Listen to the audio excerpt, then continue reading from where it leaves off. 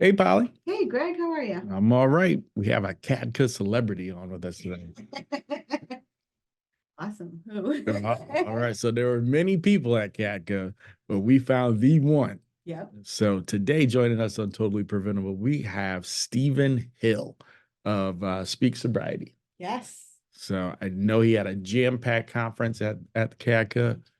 We had some coworkers who networked and stewarded a great relationship. Oh, And that sounds much better than me like calling them fangirls. yeah. Well, we'll say fangirl too, it could happen. It's all right. But yeah, we're lucky to have Stephen here. He's gonna come in, talk to us about Speak Sobriety and tell us a little bit about himself and you know how he got to where he is today. Awesome. All right. So without further ado, today joining us on Totally Preventable, we are joined by Stephen Hill, the founder of Speak Sobriety. Stephen, how are you doing today? I'm doing good. How are you? Thanks for having me on the podcast. We're doing great. Thank you. Thank you for being here. To start it off, can you just tell us a little bit about yourself and how you got to where you are today? For sure. So, my name is Stephen Hill. I am the founder of Speak Sobriety. For the past 8 years, I've been going around to middle schools, high schools, colleges, different conferences, community events. That's actually where we connected, was at the CADCA conference. And I share my personal story about my struggles with substance use and journey to recovery with a focus on prevention and restorative practices. I'm also a criminal defense attorney and a recovery coach as well. So I work with families in different capacities. My hope is you never end up in my office for something like criminal defense. But unfortunately, when people struggle, particularly with mental health and substance use, you can find yourself in the criminal justice system, as I did myself in my own lived experience, as I'm also been in recovery for a little over 11 years. Congratulations. Thank you. Do you mind telling us a little bit about your story? Of course. So I grew up in Suffern, New York. That's Rockland County, New York. It's about a half hour north of New York City. I have a very supportive family. My father's a lawyer. My mom's a computer programmer. Both of them very involved in my life growing up and still are. I have three brothers, a brother who's a year older, a brother who's 4 years younger, and a brother who's 9 years younger. And none of them ever had problems with drugs or alcohol before. So why me? Well, what I've learned over the years is that everyone is different. What may work for one kid is not going to for another. I was diagnosed with ADHD when I was in second grade. I struggled in school. I didn't feel comfortable in my own skin. The only place I really found confidence was in sports. I played everything growing up, but by middle school, I was an ice hockey and a lacrosse player. And in eighth grade, I had made the JV lacrosse team. So I was a middle school student playing a high school sport, which at the time, you think it's a great thing.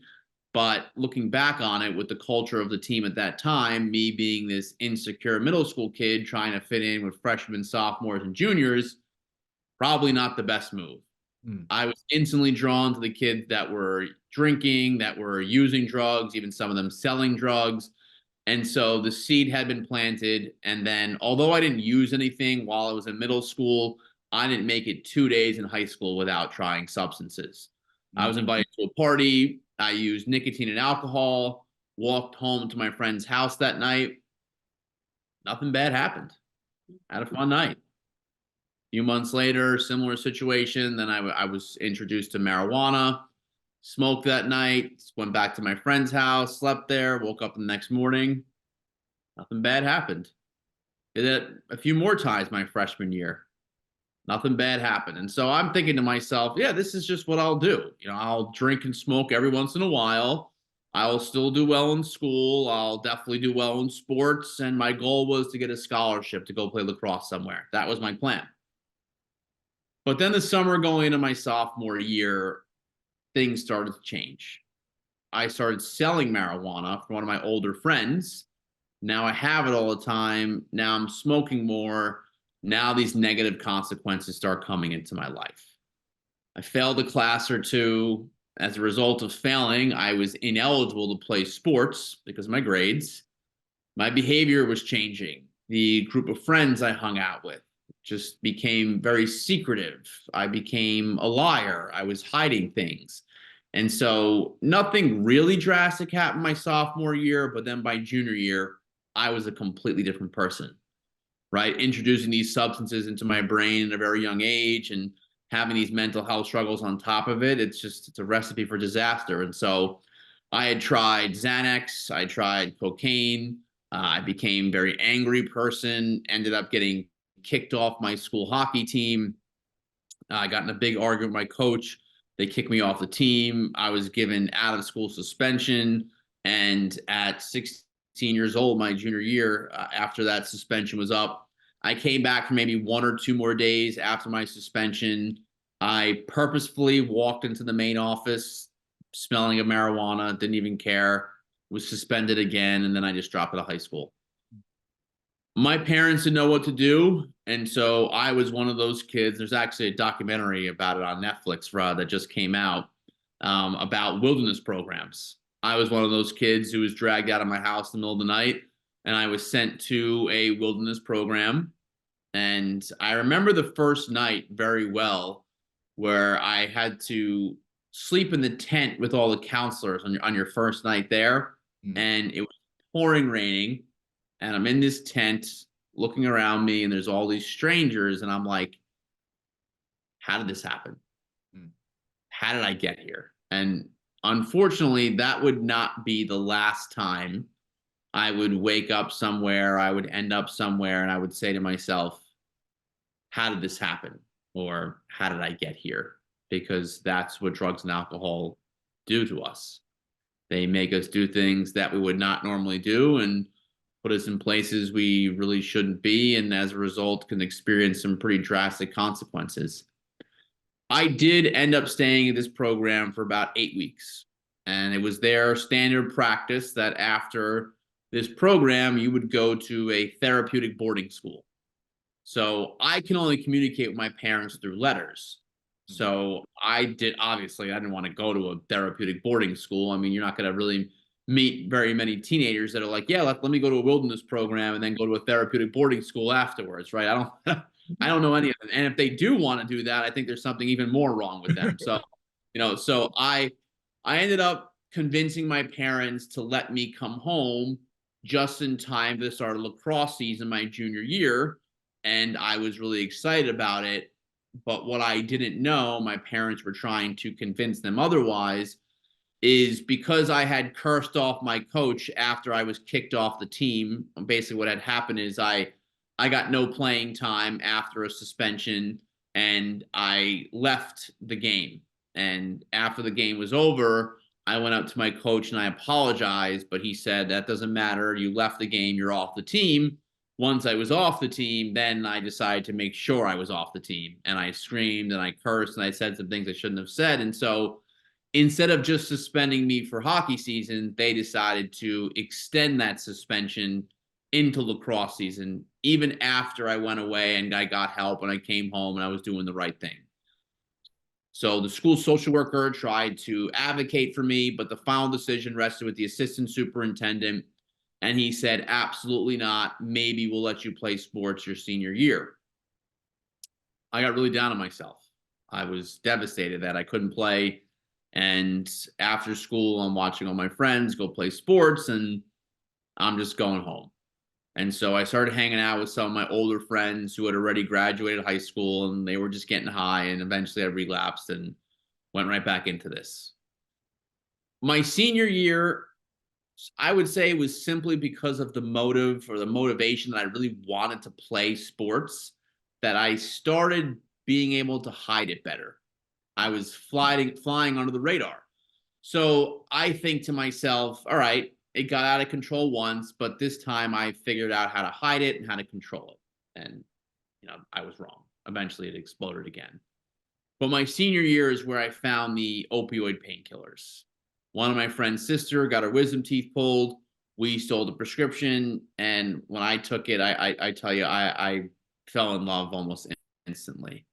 I remember walking the back of math class and sitting down when this feeling came over me. And I think to myself, this is what I'm looking for. And I want it all the time. But what's so interesting about that day is I took it with two of my other friends, one of which started throwing up after 15, 20 minutes of taking it, made him nauseous. He never did it again. Couldn't even understand how somebody would like it.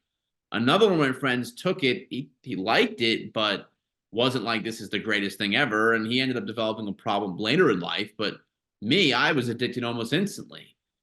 So three different people take the same substance and you get three different reactions. And that's why sometimes when somebody will ask me, what did it make you feel like?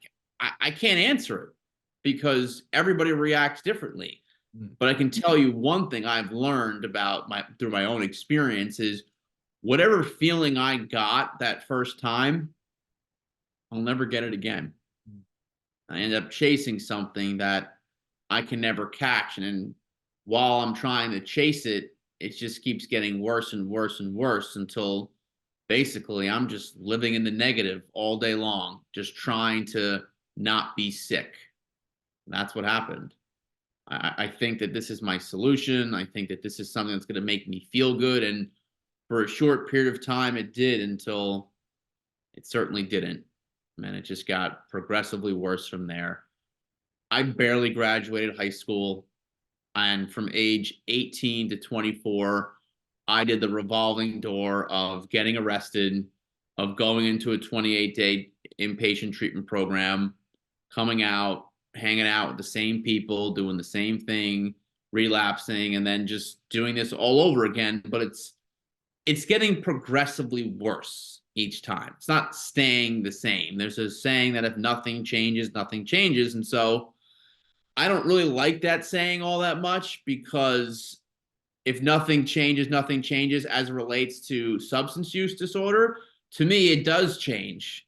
It gets worse, right? Mm-hmm. Nothing changes, it gets worse. That's what I say, right? It does change. You're right. It's not going to just stay the same. Nothing changes, ... It gets worse. That's what happens, and that's what happened to me. And I ended up being charged and convicted for felonies, for drug charges. I ended up losing all my friends. I failed out of numerous colleges, in and out of countless treatment programs, had a deadly opioid use disorder from Oxycontin to heroin. I really destroyed my relationship with my family. I had no money left at the end. I had no job. I had no career. I had no college credit. I mean, at 24 years old, my life was a complete and total disaster. And there were points where I didn't want to be doing this anymore, but the urge to use was so strong, and the withdrawals from stopping were so bad that I couldn't see a way out of this. I got to a point where I actually accepted that this was my fate, that I would be addicted to drugs for the rest of my life. I would probably eventually end up in prison, and then I would die of an overdose or some type of drug-related incident. That's really where I got. And it's a strange place to be in your head, where you accept something like this as your fate. You would think, like, well, there has to be another way out. But like, in my head at that time, I could not see any light. They say, like, you need to see some type of light that you can walk towards. And to me, it was just all darkness at that point. I looked around. I had been to so many programs. I knew what people thought of me. I heard all the stigmatizing language that people talked about me. And I just felt like this was how I was going to end up. And I was arrested for a felony about 3 weeks before my older brother's wedding. This was September 7th, 2012. I was sitting at my house. My parents were away. They were with my youngest brother at a hockey tournament. And I was sitting at my house. My grandma was there with me, and a narcotics task force kicked in the door and raided my parents' house. And I was arrested on that day. And again, I didn't really care. I was just so broken at that point. I walked out, and I ended up getting bailed out of jail by my parents to make it to my brother's wedding. You could say to save face for whatever reason. And my brother didn't even know I got arrested. So I went to my brother's wedding. It was September 28th, 2012. And on September 29th, 2012, after a night of drinking alcohol, I went to the bar after the wedding, which closed at like 3 a.m. I took my last drink and my last drug. So September 30th, 2012 is my sobriety date. Hmm. Now, this wasn't an experience where I was like, this is it. I'm ready to stop. I just didn't really have many options at this point. My probation officer gave me three options. One was to go to jail. The second one was you can try and run and be homeless. Or three was to go back into treatment. So I really went back into treatment. Yes, I didn't want to be doing this anymore, but I also didn't think it was possible for me to recover. So I really only went back into treatment because I did not want to go to jail or be homeless. And so I was allowed to go back to this treatment program that I had been to 9 months earlier. And my old counselor, who was trying to convince me I needed long-term treatment, I needed aftercare. The first time I went, he was now standing at the door waiting for my arrival to come back. And so I'm walking up and I see him and I put my head down in shame and he tells me to pick my head up and he looks at me and the way he says it, he says, "Are you ready?" And for some reason at that moment, I just said, "Just tell me what to do because I have no idea." And so for some reason at that point, I had stopped fighting. I had surrendered. I had nothing left in me. And so I just started listening to other people. And they recommended I go to a long-term treatment facility, which is something I had never done before. I would go to 28-day programs and I would just go back into the same environment, doing the same thing over and over again. And so I went back into this program. And then afterwards, instead of going home, I went to a year-long treatment program with 3 different phases. As you progress through the phases, you get more and more freedom. And being around guys my own age who were trying to recover and having that supportive network and all of that together, it saved my life. And I was able to slowly start building a life for myself. We call building a life worth protecting or creating a life that was worth staying sober for. And that takes time. This is really where that one day at a time mindset or concept really came into play for me is I can only handle what life throws at me today. So let me take care of what I can take care of today. I can plan for the future, but in terms of my mindset, I had to stay in the day. And so I slowly started building a life for myself. I was eating a little bit healthier. I was going to the gym almost every single day. I was seeing a counselor. I was going to support groups. I had some really close friends now, and we support each other through our common struggle. Then it was time to start building a life for myself. So I volunteered at this outpatient treatment program. And then I took a few classes at a community college. And I had failed almost every single college class I'd ever taken. And now I was able to get A's in both of these classes. Well, I was the first time I took a college class sober. Then they made me a resident house manager, which just meant I was still a resident in the program and trusted enough to watch over some of the younger guys.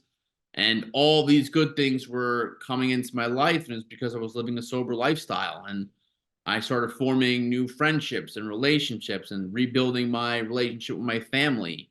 And I ended up avoiding prison because of all the work that I did at this treatment program. And they even gave me a job working there afterwards, which gave me some purpose. And so I ended up working there for about a year. And part of my job working at that treatment program was to drive residents to court dates. And so me not being defended for once, I can actually take in what's going on. And I saw a need for a lawyer in recovery who has been on both sides of the law. Hmm. So I actually left my job at that treatment program. I had to go back to college first because I didn't even have an associate's degree. And so I finished college in 3 years. My final semester, I went to John Jay College of Criminal Justice. My final semester, I started applying to law schools, studying for my law school admissions test. But I knew this wasn't going to be an easy thing to accomplish because of my criminal history. So I decided to start Speak Sobriety. It's one of the reasons why I decided to start it. I wanted to share my story, especially with young people in middle schools, high schools, colleges, in a way that was never presented to me. I had been asked to speak when I was around 6 months sober or so. They had a relationship with one of the local high schools, this treatment center. And I went there with three of my friends, or two of my friends. There was three of us total.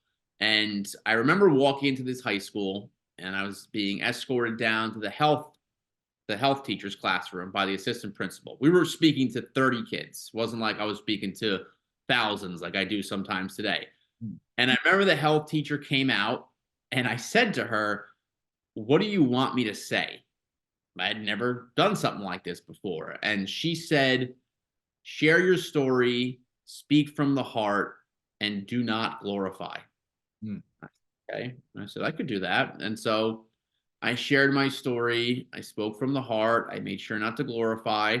And we did like a short Q&A. We each spoke for like 10 minutes or so. We did like a short Q&A. And then the students wrote me letters, thank you letters. Me and the other two people wrote us letters. And because it's only 30 kids, you can sit there and you can read all of them. And they were very impactful. Things that some of them were just, basic thank yous, but some of them were like really thoughtful and impactful. And so I realized what storytelling could do.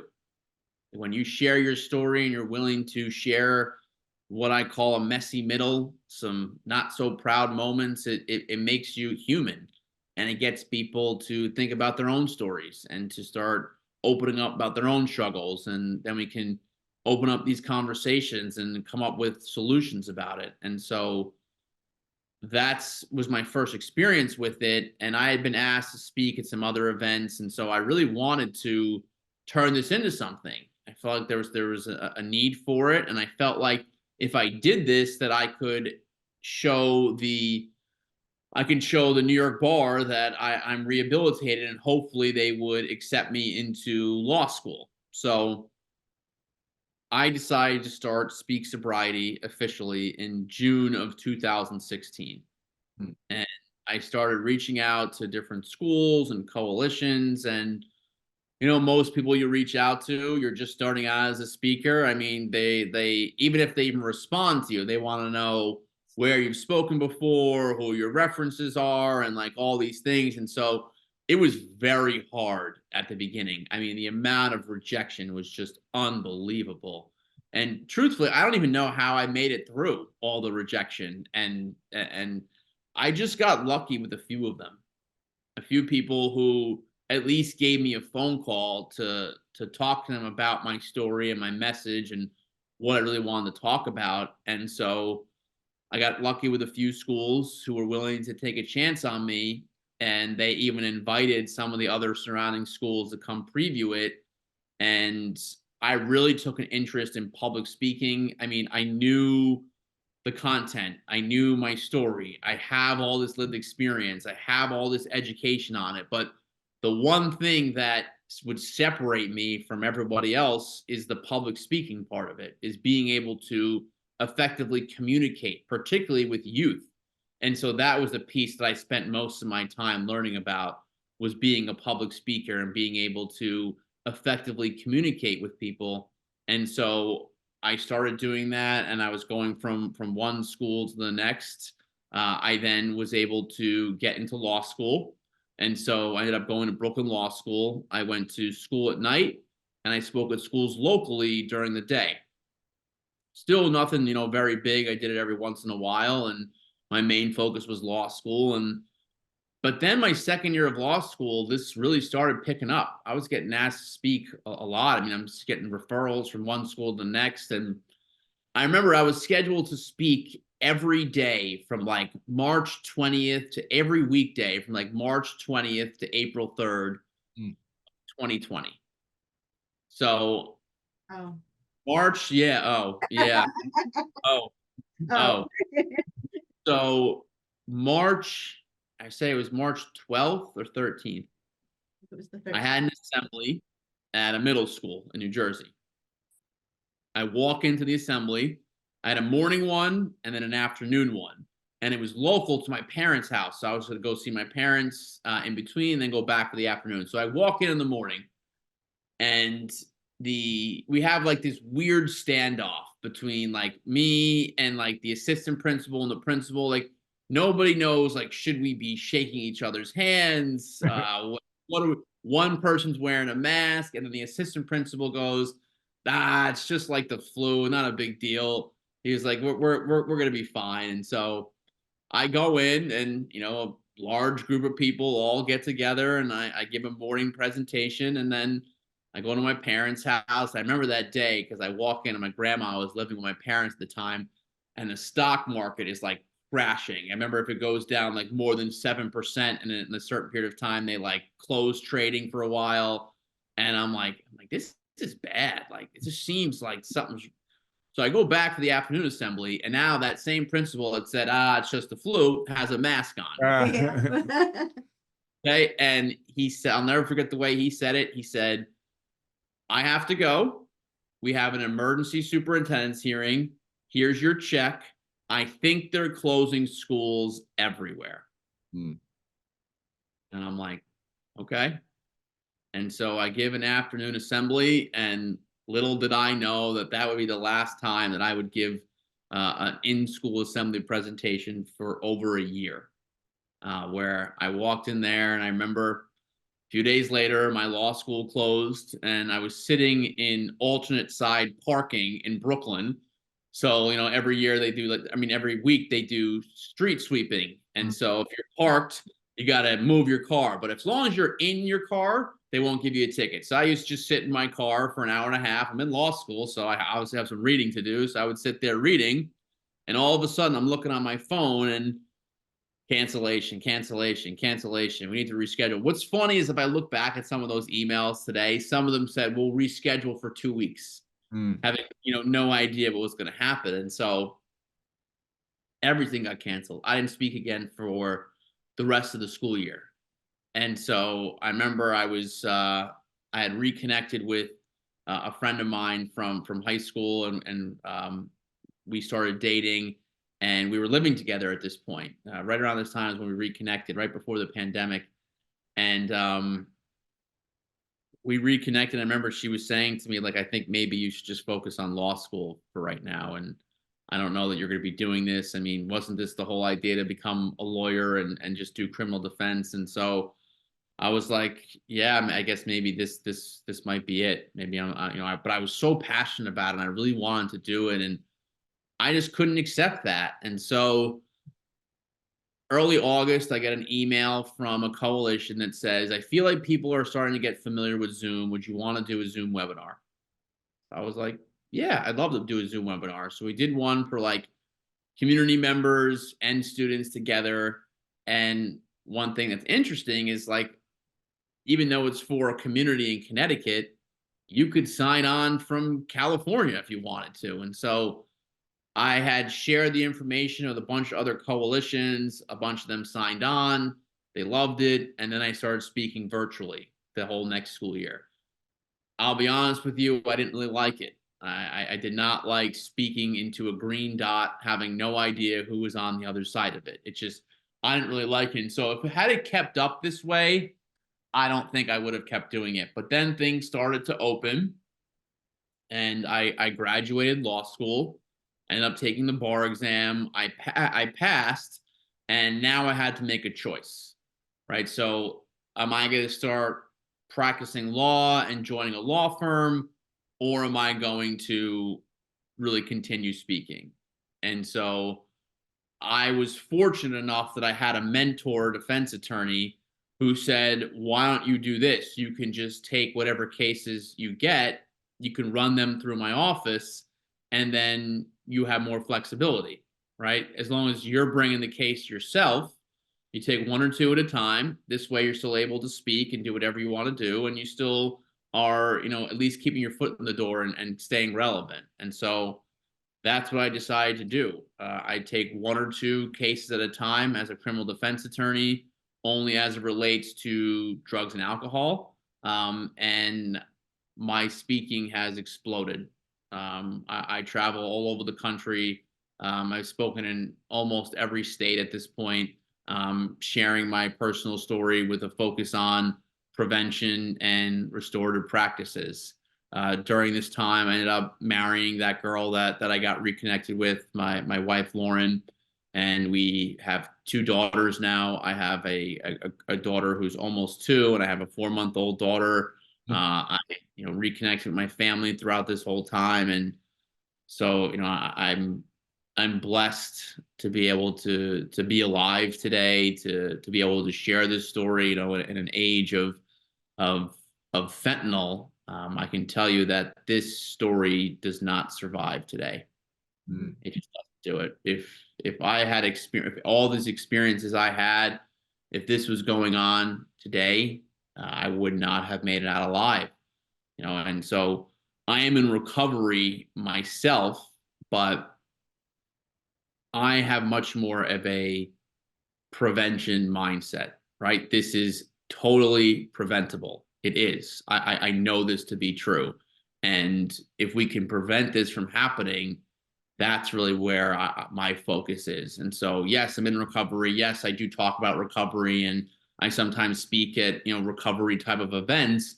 But my primary focus, my mission is about prevention, right? But totally preventable. I agree with that 100%. It is. And when you are on the front lines like we all are, and I get the emails and the phone calls all the time from parents who are desperately trying to help their kids and having no idea where to turn. I mean, this is where you just say to yourself, like, what went wrong? Like, how could this have been prevented in the first place? And so that's why I do the work I do today, and I'm sure that's why you do that as well. I have a question. What you just said, yeah. So there are parents who are really looking to figure out what to do with their kids that are misusing substances, and they often reach out. How do you get the message to parents who are like, I experimented when I was a kid. Oh, they're kids, let them have fun. Like, this is a lot of what we hear, like when we're like, 1 pill can kill, 6 out of 10, 7 out of 10 pills can. Oh, I experimented and I was fine. If what is going on today with fentanyl was going on 11 years ago or 25 years ago, when 30 years ago, when these parents were younger and using substances, if that was going on, I can tell you, for me, I know I would have never made it out alive. And you're seeing people who are dying today who don't even really have a history of substance misuse. People who are dying on their first use or early on in use. You're seeing that happen. On top of the fact, with marijuana today, it's not like I've had parents say, I really struggle with this because, like, I smoked marijuana in high school and into college. I'm like, well, whatever marijuana you smoked that was 0.01% THC doesn't exist anymore. And it's just so much more potent today. And you're seeing kids have increased mental health issues as a result of it. And because it's so potent, it's more likely to turn into a starter drug or a gateway drug, which will lead to other substances as well. And so, yeah, and the parents who host, who say, well, I'd rather my kid do it in my home. Well, let's even just leave your kid aside for a second. We know that everybody reacts differently to this. We know that everybody has different backgrounds. And so, do you know everything that's going on with everybody else's kid? Do you know what's going on in their life? Do you know if they have a genetic predisposition? Do you know if they have those mental health struggles? Do you really know that your kids are only drinking alcohol and there aren't other substances going on? What happens as a result of that? Does somebody pass out and get sexually assaulted? I mean, there are so many things that can go wrong with this. Now, the truth is, yes, you can't be this really strict, fear-driven parent either, right? Your kids cannot fear you more than the consequences of drugs and alcohol. And there is a balance there for sure. But what makes this stuff even more complicated is that every kid is different. So one style of parenting for one kid works great, and then for the next one, it doesn't. And that's me and my older brother. My older brother, we're 16 months apart. My older brother was the kid who got up on his own from kindergarten, came home, did his homework, got straight A's, never got in trouble in school. I mean, just like he just carried himself that way. My parents didn't even give him a curfew because if there was a curfew, he was home before it. He just wasn't that type of person. And I could not have been any opposite. My mom always gives a description like, your brother's first day of kindergarten, he came running off the bus after school with paper in his hand saying, Mom, I have homework. I have homework. And he sat down and he did his homework. He said, your first day of school, you ran off the bus before it left for school, trying to not go. So like that's like that there is like the difference between me and my older brother. So like two completely different kids, and it makes it really tough. But you have no idea what's going on. And as they get older too, I mean, what if somebody leaves your house drunk and gets in a drunk driving accident and hurts himself or somebody else? You're liable for that. You are. Right. And you don't know. And I have parents say, oh, well, I collect the keys at the front door. I remember a parent who did that. They would collect the keys at the front door. Guess what? I have an extra pair of keys that I would just leave in my car. It's just like if you think you have these solutions now. Are some kids going to do it anyways? Yeah, it goes on. But sending the message that it's okay is a problem. There is supposed to be some of this cat and mouse game with parents and their kids. Yeah, kids are still going to try and push those boundaries and they're going to try and hide it. But I would say that if you send a clear message that this is not something that we do, this is not acceptable, and you're really trying to teach them about healthy habits and healthy routines. And, we talk about mindfulness, about building a life worth protecting, about teaching kids to have a goal-oriented mindset, about where they want to go from here, and really getting them to understand that drugs and alcohol will only get in the way of that. Like sometimes at a school, I'll do this exercise with students in a breakout session. Like I'll share my story, I'll do a big assembly, and sometimes I get to go meet with students in smaller groups and I'll talk about what some of their goals are. And then I say, all right, write down 3 things that will support you in getting there. And then write down 3 things that will prevent you from getting there, that are barriers. And I say, I'll write the first one that will prevent you, or that will really be a barrier in you getting there. And the first one I write is drugs and alcohol. And really making that connection to me is a very important piece of this. First, I want to thank you for sharing your story. That was very impactful for me. Well, thank you for having me on, for sure. A lot resonated with me. Can you explain what you mean by restorative practices? Sure. So I was able to, this is where we connected, was at CADCA, which is really basically the biggest conference from prevention to recovery. They have 2 of them a year in the country, really, where there was, I think we had like 4,300 people there this year, where there's coalitions from Big. a lot of people, right? So coalitions from all across the country come to this event. And I have been trying to get accepted as a speaker there for a long time, and I wasn't getting accepted. And so I had spoken to another coalition who was actually on a committee there, and she was like, well, you need to really include a lot of your restorative practices and your experience with punitive measures and your experience with restorative practices. And that's something that we all are all very interested in. And so I decided to adjust my content a little bit to really focus more on the difference between punitive measures and restorative practices. Some people call it restorative justice. And that's how I was able to speak at a conference like CADCA. And so to me, punitive measures, right? Things like labeling a kid a bad kid, in-school suspension, out-of-school suspension, expulsion, kicking kids off sports teams, probation, misdemeanors, felonies, incarceration, house arrest, right? Like these are all punitive measures. And some of these are necessary at times. To me, restorative practices is about rehabilitating the person, getting to the root cause of why somebody actually does what they do in the first place, treating and dealing with that struggle that causes behavior. And if you treat and you deal with that struggle that actually causes behavior, then you don't have to worry about it anymore. And they're not going to continue to reoffend.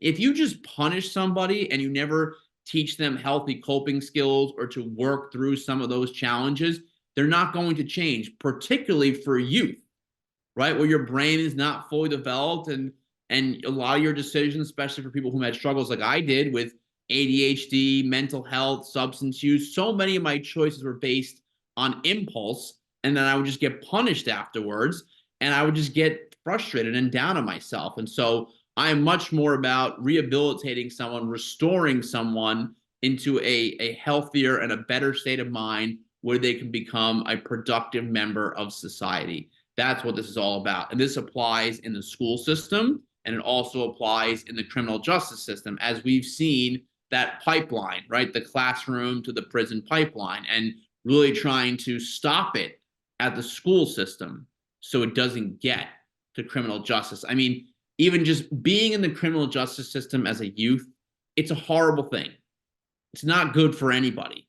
I mean, the chance that they stay in that system are much higher, right? For someone who never ends up in there as a youth. You get in there as a youth, just the stigma of it all, the feeling of it all, and just being in there, it's not the way to go. And so I really try and get people to start thinking about creative ways to try and restore somebody to health versus just strictly punishing them and removing protective factors. I mean, we all agree that school is a good thing. So if you take somebody out of school, then that has to be a bad thing. It does. And to me, it's pretty simple, but it takes time, and people need to have patience with all this stuff. And so and I experienced it, most of it myself personally. And really where I was able to recover was I was given a second chance, where people gave me therapy and counseling and camaraderie from friends, and they gave me a part-time job, and they helped me go back to school, and then I got a full-time job. And that's how I was able to come out the other side of this. I have a slide that I do sometimes in my presentations, and it shows you what I was facing criminally at the end. So in New Jersey, I was facing, on a conviction, a minimum of 5 up to 10 years in state prison. And in New York, I was facing up to 9 years, right? 2 different states. And so what if they gave me 19 years? Where would I be today? I would either be still in prison, I would be paroled, probably trying to live on my parents' couch if they would even have me at that point, or I would have reoffended, I'd be back in prison, but honestly, most likely dead. I'd have no family, I'd have no friends, I'd have no purpose.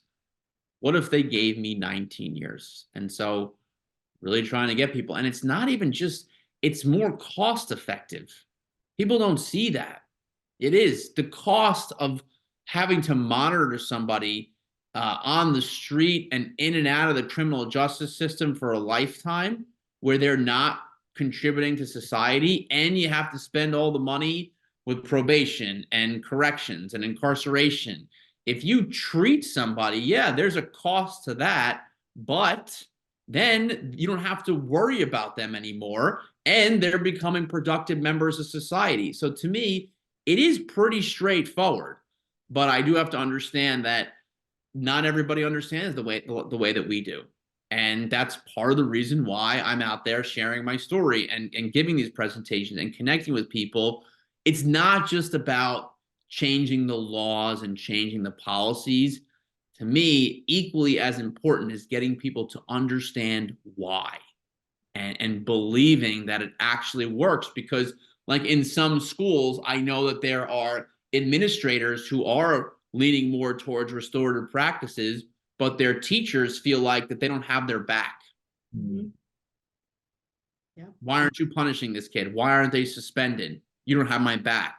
And so really trying to get people to switch their thinking, that's not going to happen overnight. It's going to take some time for sure. Right. Can you identify a time in like your high school career that some restorative justice really may have helped? Is there a time frame that you were like, oh, nothing is for certain, but that would have really made a difference. So I went away to treatment my junior year after I was kicked off the hockey team, and I came home and I was sober. I was doing the right thing. I was showing up to school. I was seeing a counselor. I was going to support groups. I had a tutor, and I was getting ready to play lacrosse. And they decided to extend my suspension into lacrosse season and said, you can't play, and maybe we'll let you play sports as a senior. Not even a guarantee I would play. And so just that thought in my mind, just like, I'm being held to a different standard. I'm never gonna get out of this reputation. This is just like who I am. And it was just, and that's when I relapsed. So at that time, to me, that really was a huge mistake. Me being kicked off the hockey team, being sent away to wilderness, like, it may have had to happen. I was in a really bad state of mind at that point, with my substance use, with my mental health, my behavior. And so, yeah, sometimes somebody needs to go away and they need to get help. And so I understand that part of it. But when someone goes away and gets help and goes through all of that, and now they're doing the right thing, to further punish that person, to me is completely the wrong move. It's very ineffective. So, and just, little things like, stigmatizing people and labeling people bad kids at a young age. Like, you start to hear it, other people are saying it, you believe it, you act on it, and then you become it. And that's what happened to me. What would you say would be the one key gem that you've learned for communicating with youth? Is that not speak at them, to speak with them. That's why. So I actually got a lot of guidance from my youngest brother when I started doing this. He was actually, he graduated high school, like around the time I started doing this. And so I actually got guidance from him and some of his friends about things not to do. And that's about like scared straight and just like talking at people and just having like a slide deck presentation with just like facts and statistics on it. Like, it doesn't hit home with anybody. And so he said that youth actually really do appreciate lived experience, but you have to do it in the right way too, right? You have to make sure you're delivering your message in the right way. And so I use a persuasive storytelling approach anytime I'm speaking with youth. And it's not even sometimes just things like I experienced. Like, to explain stigma, I talk about this experience I had with this mother and daughter after an International Overdose Awareness Day event I did.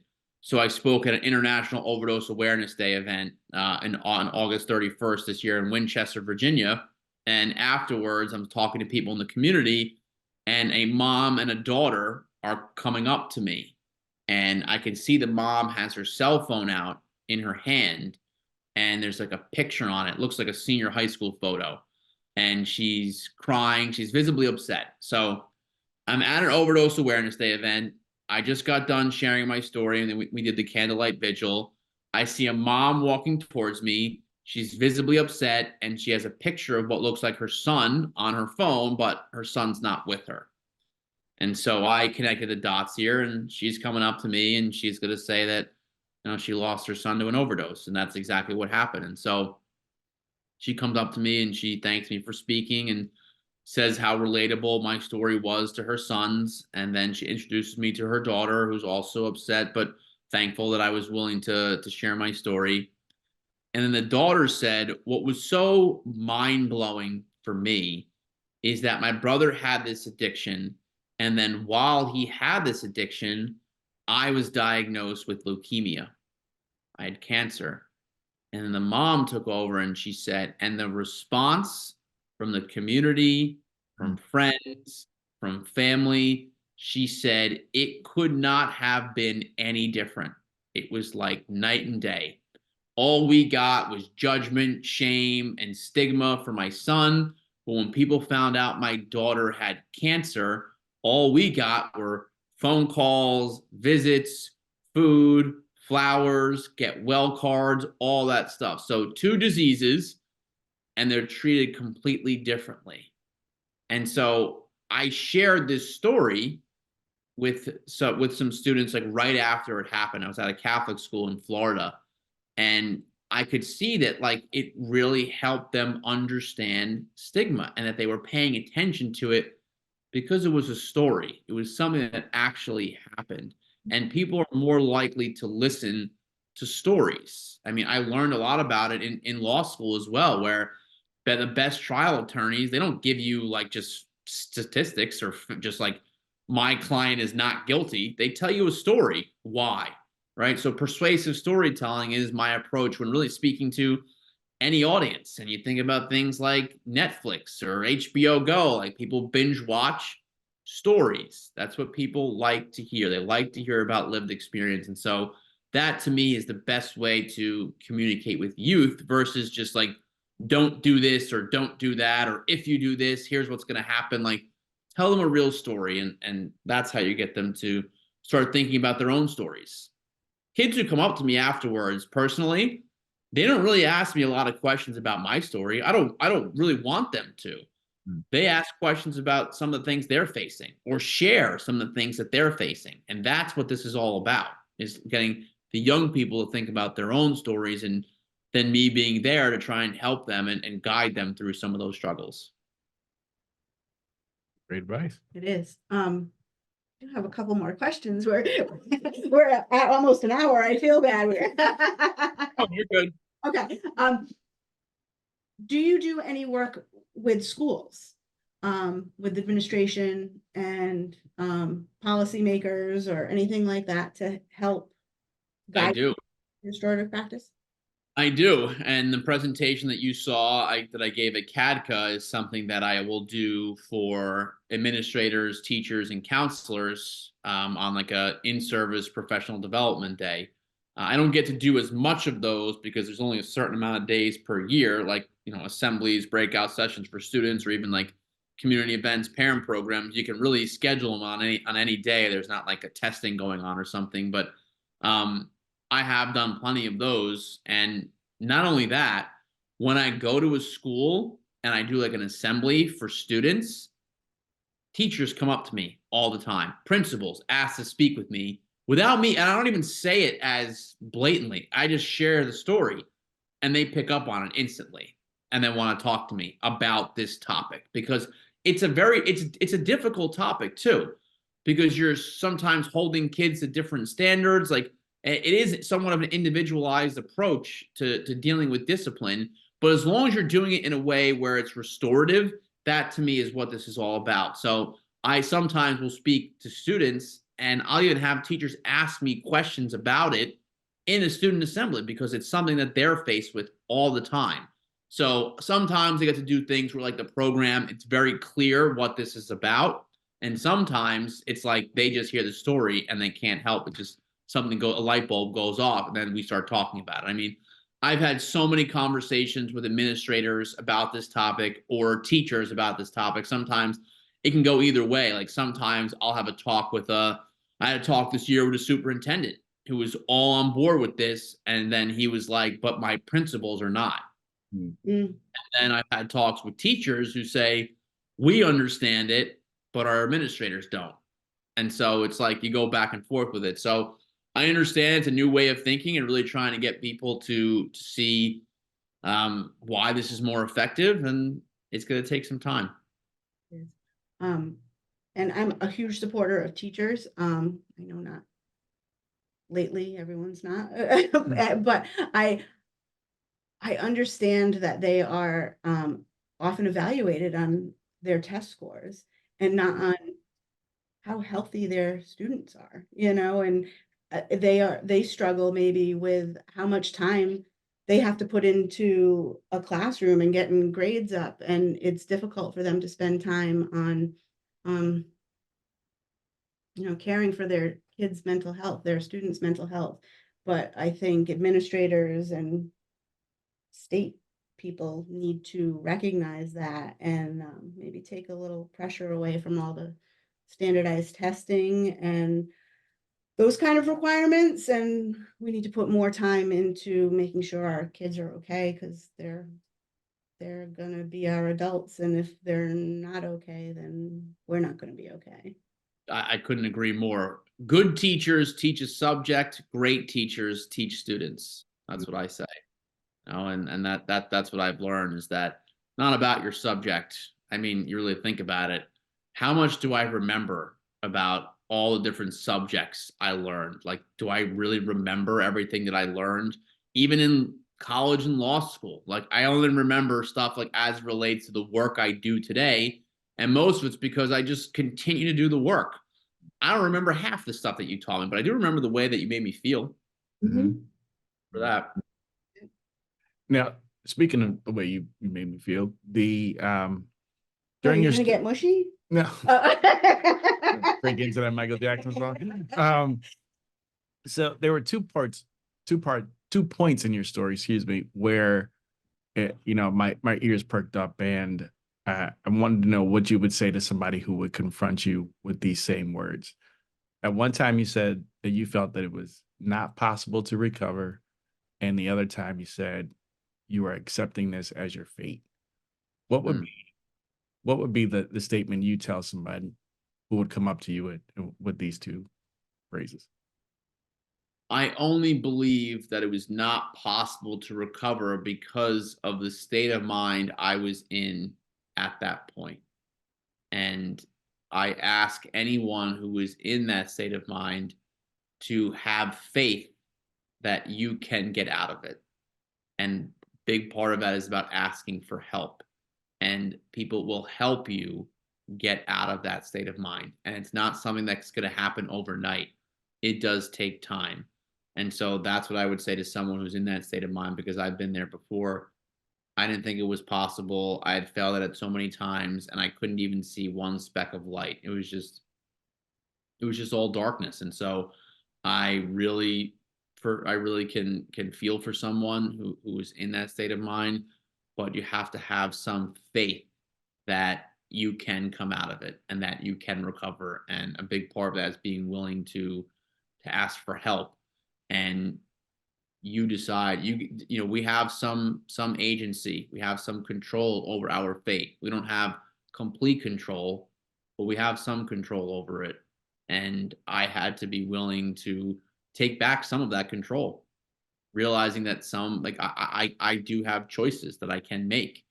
And I learned today about agency and gratitude, right? Agency is in a state of mind where like I know I have some control over how I feel and where my life goes. Sometimes things happen that are completely out of our control, but I do have some control over where I go today, how I feel, what I do. Like if I get up in the morning and I make my bed and I brush my teeth and I go to the gym and I write a gratitude list and I meditate and then I start my day, I know I'm going to feel better versus if I decided to go to bed late. My 4-month-old decided to just wake up at 1 a.m., 2:30 a.m., 3:30 a.m., and 4 a.m. I would And then have I get up and I'm in a bad mood and I don't do anything. I'm gonna feel worse, right? Now, my youngest daughter waking up at 4:30 and 3:30, that's out of my control. But like if I can get her back to sleep and maybe I need to, rest for a little bit, and then maybe I need to get a little bit of exercise and have a cup of coffee and just kind of sit down for a few minutes, then I'll feel better. So like we do have some sense of agency, and then also gratitude is a big part of my overall recovery, but really just about wellness as well, where I learned about gratitude very early on in recovery. I didn't ever really pay attention to it when I was 19, 20 years old. But today, being able to make a gratitude list, and the way I make it is I write down one thing I'm grateful for, and then I write 3 reasons why I'm grateful for that. When you do that versus just like writing down 3 things you're grateful for, it actually makes you think about it a little bit more and you have to take some time with it. And so being in a mindset of gratefulness, of gratitude, that really has helped me a lot as well. So having some sense of control, knowing that agency, we have some sense of control, we can control some of our fate, and just being grateful for the little things that you can have in your life today can really help you get out of that hopeless state of mind. Like if like just I can walk today, I could actually go to the gym and walk for 30 minutes. I'm capable of doing that. There are some people who cannot do that, right? Like the littlest thing. And so, all right, so I have this agency, I have this sense of control, and I'm grateful that I'm able to do this. Let me go do it.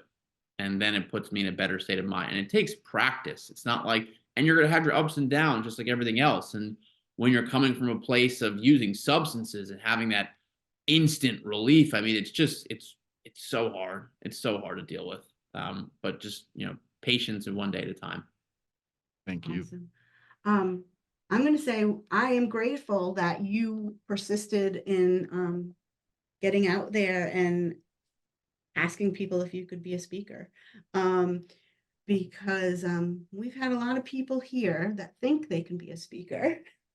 I can think of several that are like, I want to speak to kids. And we're like, it takes more than just wanting to speak to kids. You have to have a story, you have to have practice. And so I recognize people's reluctance to just saying, sure, come on. It's tough, with kids, you want to make sure. I recognize it too. I always say that the most effort that I have put into this is the public speaking side of it, particularly communication, like communicating with youth. I mean, what I had to do to get there is just awful. So the thing that they tell you to do is you have to videotape yourself speaking. You ever hear yourself on, Yes. I'm sure you do when you have to edit this podcast stuff. You ever hear yourself talk and you're like, oh, you sound terrible. And so like listening and telling my story. And so like when you're doing it yourself, like when you're just speaking, like you don't hear it that way. But when you hear it on a recording, you're like, oh, that's terrible. I mean, apparently there's some people who like to listen to themselves. I don't know who those people are. I'm not one of them. But like I like to speak, but I don't like to listen to myself speak. But like that's what I had to do. And just learning how to communicate and having a very structured story and how to answer questions too. That to me was like one of the biggest things. I do know plenty of speakers who are good at sharing their story. They've had a speaking coach or whatever, but then they get exposed during the Q&A because they don't have the experience, they don't have the content, and they don't have the continuing professional development and education to keep up with what's going on. That to me is also a big piece of it. Is so like I set aside 15 minutes every day where I just read an article or two and really try and keep up with things that are going on today so that I can stay relevant and educated on this stuff because I don't know everything, right? Remain teachable. I know a lot about this stuff, but like also it changes, right? Like when the opioid crisis started, fentanyl wasn't even on our radar. Mm-hmm. It's all about, implementing a prescription drug monitoring. All that did was make the problem worse because they assumed that people who were addicted to Oxycontin were just going to stop. Nope. They just went to heroin. And now heroin is gone. I mean, it's still there, but very little. It's basically all been replaced with fentanyl. So that the solution to that problem, the problem is very different today. And so like having to be able to adapt to all of this stuff. And I say it all the time, my story would not survive today. Just would not. Well, I am a definite proponent of not liking to listen to yourself. I remember having to listen and watch myself, and that's even worse. Then you're just out there like, oh, let me not make this movement. Like Yep, you have to do it though. Have to do it. I finally got Greg in the screen. Yeah. He would always sit like half Sit in outside. the screen. I'm like, come on. But for those who are listening and viewing this podcast, how can they get in contact with you? What's the best way? So my website is speaksobriety.com. My email is shill@speaksobriety.com. But all my information is on my website, which is speaksobriety.com. All of my social media, Instagram, Facebook, X, I always call it Twitter, but I guess it's X, is at Speak Sobriety. So everything Speak Sobriety, you'll be able to find me. And my name is Stephen Hill, and that's with a PH, not a V. Of course, my mom had to make things more difficult. Well, you paid her back by running off the bus in kindergarten. So Than that, that's for sure. That's for sure. We really appreciate you coming and sharing your story. We're going to be encouraging everybody to have you come speak. We've got big fan base here in this office. So Yeah, Bridget's. I met both of them. They've been really great. I actually ran into them, some of your colleagues, like by the coffee shop after my presentation. surprise. Met them there, and we had a really good talk there. I met with them last week, so hoping to start doing some stuff in your area. So I'm really looking forward to continuing this partnership. Sounds Awesome. good. Thank Thank you. So you. are we. Thank you so much. Thank you for having me on.